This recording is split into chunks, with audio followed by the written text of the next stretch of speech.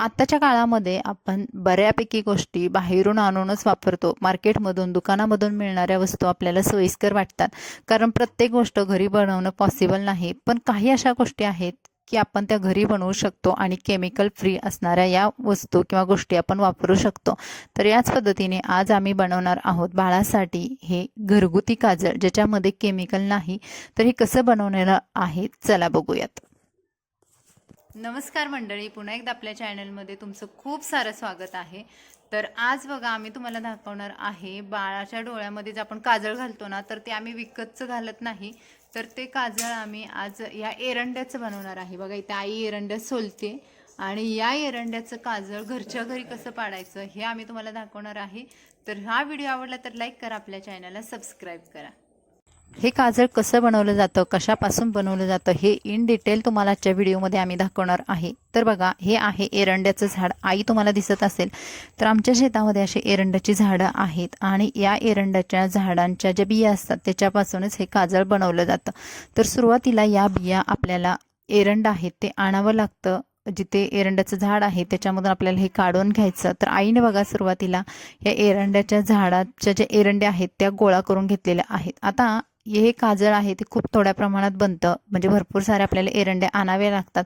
आता बघा, या एरंड्या आणायच्या शेतामधून किंवा जिथं एरंड्याचं झाड आहे तिथून, आणि त्यानंतर ह्या सुकत किंवा वाळायला ठेवाव्या लागतात. छानपैकी सुकल्यानंतर त्या हाताने अशा पद्धतीने चोळून घ्यायच्या. त्याला पूर्ण त्याचं जे वरचं जे कवरिंग आहे कठीण असतं तर ते काढावं लागतं. तर अशी प्रत्येक एक एक एरंडी आपल्याला अशी सोलावी लागते. तर बघा, आई तुम्हाला दिसत असेल छान प्रकारे हाताने त्यांना असं पूर्ण त्याचे टरफल आहे ते काढून घेते. आणि त्याच्यानंतर आतमध्ये तुम्हाला बघा, ही एरंडी मी तुम्हाला हाताने दाखवलेलं आहे. तर बऱ्याच जणांना माहिती नसेल की एरंडी कशी दिसते. तर ही अशा पद्धतीने दिसते. याला जे काटेरी टाईपमध्ये असं कवरिंग असतं, याला काटे नसतात ॲक्च्युली, पण ते दिसतं तसं. तर हे हाताने पूर्णपणे असं चोळून घ्यायचं आणि त्याच्यामधल्या ज्या बिया आहेत ते सुद्धा मी तुम्हाला दाखवणार आहे. तर काही लोक ही चप्पल वगैरे घेऊन ना सुद्धा चोळून घेतात, म्हणजे त्याचं टर्फल आहे ते पटकन निघावं. आणि ही आहे एरंड्याची बी. तर तुम्हाला दिसले असेल माझ्या हातामध्ये बघा, पूर्ण चोळून घेतल्यानंतर अशा बिया निघतात आणि या बिया पूर्ण एका साईडला करून घ्यायच्या. त्याच्यानंतर सुद्धा पुढे प्रोसेस आहे. बिया बाजूला केल्यानंतर त्याच्यावरती सुद्धा पुन्हा एक ब्लॅक कलरचं, काळ्या कलरचं टर्फल असतं. तर मी आईला थोड्याशा प्रमाणात मदत केलेली आहे. अगदी 5 मिनिटासाठी मी इथे बसली होती. तर इथे म्हटलं चला, आई नकोच बोलत होती तरी सुद्धा मी बसून 5 मिनिटासाठी का होईना म्हटलं थोडंसं बिया वगैरे दाखवून घ्याव्यात तुम्हाला कशा असतात ते. तर अशा पद्धतीच्या या छोट्या छोट्या काळ्या बिया असतात आणि या बियांच्या आतमध्ये व्हाईट कलरचे असे हे एरंडेचं बी असतं. बघा तुम्ही, त्याच्यावरचं जे टर्फल आहे ते सुद्धा मी तुम्हाला काढून दाखवलेलं आहे. आणि या व्हाईट कलरच्या बिया आहेत त्या आपल्याला काढून घ्यायच्या आहेत. याच्यामध्ये आपल्याला एक काळजी घ्यायची आहे की आतमधलं जे व्हाईट कलरचं बी आहे, पांढऱ्या कलरचं, तर हे तुटू नये. हे एकदम अख्खं आहे असं बी निघावं एवढा आपल्याला प्रयत्न करून छान प्रकारे अशा बिया काढून घ्यायच्या आहेत. तर मी आणि आईनं थोड्याफार प्रमाणित केल्या, बाकीच्या पूर्ण आईनं केल्या. तर ह्या 1 ते 2 दिवस बिया आणून त्या छान प्रकारे सुकवून त्याच्यानंतर ही पुढची प्रोसेस केलेली आहे. तर बाळ जन्मल्यानंतर अगदी 5व्या दिवसापासून हे काजळ घातलं जातं. आता त्यानंतर आपल्याला लिंबाच्या काड्या असतात, त्या लिंबाच्या काड्या घ्यायच्या असतात. आता तुम्ही बघाल तर कुठेही केमिकल नाही किंवा कोणतीही वस्तू आपण केमिकलची वापरली नाही. जे सगळ्या नॅचरली गोष्टी भेटतात त्याच आपल्याला करायच्या आहेत, घ्यायच्या आहेत. आता कडुनिंबाच्या ज्या काड्या असतात त्या घ्यायच्या, पण काड्या अशा घ्यायच्या की ज्या सुकलेल्या आहेत. तर किंवा तुम्ही निंबाच्या झाडाच्या खाली जे काड्या पडलेल्या असतात त्या सुद्धा घेऊ शकता, कारण त्या खूप सुकून एकदम कडकडीत झालेले असतात. आणि या लिंबांच्या काड्यांमध्ये आपल्याला हे एरंड्याचे जे बी आहेत पांढऱ्या कलरचे ते ओवून घ्यायचे आहेत. बघा, आई ओवते, तुम्हाला दाखवते व्हिडिओमध्ये. तर जेवढ्या तुमच्याकडे एरंड्या आहेत तर तुम्ही जेवढे छान प्रकारे जे अख्खे बी निघालेले आहेत ते सर्व तुम्हाला अशा पद्धतीने या लिंबाच्या काडीमध्ये ओवून घ्यायचे असतात. ओवून घेताना तो बीचा जो सेंटर आहे तिथे आपल्याला ही काडी घालायची आहे आणि छान प्रकारे अशा पद्धतीने सर्व काड्या आहेत त्या ओवून घ्यायच्या बियाने. तर बघा, इथे आई छान प्रकारे ओवून घेते. तर बाकीच्या ज्या लिंबाच्या सुकलेल्या काड्या आहेत ते मी तुम्हाला दाखवल्या, 5 ते 6 काड्या आहेत. तर या सर्व काड्या आहेत त्या आपल्याला बियाने ओवून घ्यायच्या आहेत. तर बाकीचे जे तुटले फुटलेले बी आहेत तर ते आपल्याला याच्यामध्ये ओता येत नाही, तर ते टाकून न देता तसेच ठेवायचे. त्याचा सुद्धा आपण वापर करणार आहोत. आणि अशा पद्धतीने बघा, प्रत्येक बियांमध्ये थोडा थोडा गॅप ठेवून आपल्याला अशा पद्धतीने या बिया ओवून घ्यायच्या आहेत. आणि अशी जी एक काडी बनवलेली आहे अगदी या पद्धतीने बाकीच्या सर्व काड्या आपल्याला बनवून घ्यायच्या आहेत. आता इथे बघा मी तुम्हाला दाखवले 6 ते 7 काड्या झालेल्या आहेत. मोठ्या प्रमाणात काजळ बनवायचं असेल तर यांची संख्यासुद्धा वाढते आणि बियासुद्धा भरपूर प्रमाणात लागतात. पण याचं काजळ इतकं छान पडतं की तुम्ही थोडं जरी काजळ पाडलं याचं तरी ते जास्त दिवस टिकतं आणि जास्त दिवस पुरतं सुद्धा.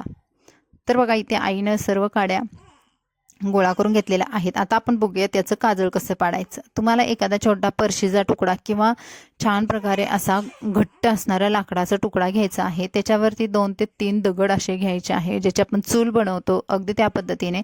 या दगडांची साईज थोडी मोठी घेतली तरी सुद्धा चालेल. त्यानंतर हे आपल्याला जे ओवून घेतलेल्या काड्या आहेत ज्याच्यामध्ये आपण बिया ओवलेल्या आहेत तर त्याच्या एकदम पहिल्या बियाला आपण अशा पद्धतीने आग पेटवायची आहे. आता बघा इथे आमच्या लाईट अचानक गेल्यामुळे तुम्हाला व्हिडिओ थोडासा काळपट दिसत असेल, पण या 2 ते 3 बघा काड्या आईने एकावरती एक ठेवून पेटवून दिलेल्या आहेत. एका बिला जरी आपण आग लावली तर बाकीच्या सर्व आपोआप हळूहळू पेटत जातात आणि त्याच्यावरती आपल्याला ह्या सर्व काड्या जेवढ्या आपण ओवून घेतलेल्या आहेत त्या ठेवायच्या आहेत. आणि हे तुटलेले फुटलेले जे बिया आहेत ते सुद्धा त्याच्या बाजूला आपल्याला असं पसरून द्यायचं आहेत. हळूहळू ते सुद्धा पेटत जातात. पण एकावरती एक न ठेवता थोडंसं पसरून घ्यायचं आणि त्याच्यावरती एक मोठं ताट ठेवायचं आहे. आता इथे बघा आईनं स्टीलचं ताट ठेवलेलं आहे. सर्व बिया पण इथं वापरलेल्या आहेत, टाकलेल्या आहेत. आणि या ताटाला अशा पद्धतीने हे जे खाली आपण जे आग लावलेली आहे तर त्या आगीचंच आपल्याला काजळ बनतं. ते पुढे आपण बघूयात. पण आता इथे बघा ताटामध्ये पाणी ओतलेलं आहे आणि या लिंबांच्या काड्या असल्यामुळे सुरुवातीला घरामध्ये थोडासा धूर होतो, अगदी थोडासा, जास्त प्रमाणात नाही. यांची थोडंसं आग छान प्रकारे पेटेपर्यंत थोडासा धूर होतो. नंतर आपोआप ते बिया आहे त्या पेटत राहतात आणि धूर होत नाही. तर बघा त्या आई बाजूला बसलेली आहे. तर साधारणतः अर्धा तास तरी आपल्याला या गोष्टीसाठी लागतो. तर मी आई छान गप्पा मारत बसलो होतो आणि संध्याकाळची वेळ होती आणि काजळ आमच्या इकडे तर संध्याकाळचंच पाडलं जातं. तर अशी पण म्हण आहे की गरोदर बायकांचे कोणी प्रेग्नेंट महिला असेल तर तिच्या नावाने सुद्धा हे काजळ पाडलं जातं. तर म्हणतात की डोंगर आला तर मुलगा आणि एकदम सपाट अशा पद्धतीने काजळ आलं तर मुलगी, असं एक म्हण आहे. तर अशा पद्धतीने इथे हे काजळ पाडायचं काम चालू आहे. आजूबाजूच्या ज्या छोट्या छोट्या बिया आहेत ते सुद्धा आई आतमध्ये हाताने सारते. अजून एक तुम्हाला सांगायचं वैशिष्ट्य म्हणजे माझ्या मोठ्या मुलीच्या वेळेस आणि बहिणीच्या दोन्ही मुलींच्या वेळेस ना आईने हाताने म्हणजे घरच्या घरीच काजळ पाडलेलं आहे. आम्ही केमिकलचं कोणतंही मार्केटमधून आणलेलं काजळ वापरलेलं नाही. तर आता बघा इथे पाणी आहे ताटातलं, ते ओतून घ्यायचं आहे आणि आग पूर्ण विझलेली आहे. आता त्याच्यामधल्या बिया आहेत त्या सर्व जळालेल्या नाहीत. तर आपण पुन्हा सुद्धा हे पेटवून बिया परत अजून काजळ पाडू शकतो आणि ते आपलं पडलेलं आहे केमिकल फ्री काजळ. आता बघा या ताटाला जे काजळी दिसत असेल, जे काळं काळं झालेलं आहे तर ते आहे आपलं काजळ. आणि याच्यामधल्या तुम्ही बघाल सर्व बिया आहेत त्या पेटलेल्या नाहीत. तर पुन्हा सुद्धा आपण यांना आग लावून पेटवू शकतो आणि काजळ पाडू शकतो. तर आता काय करायचं, चमचा घ्यायचा.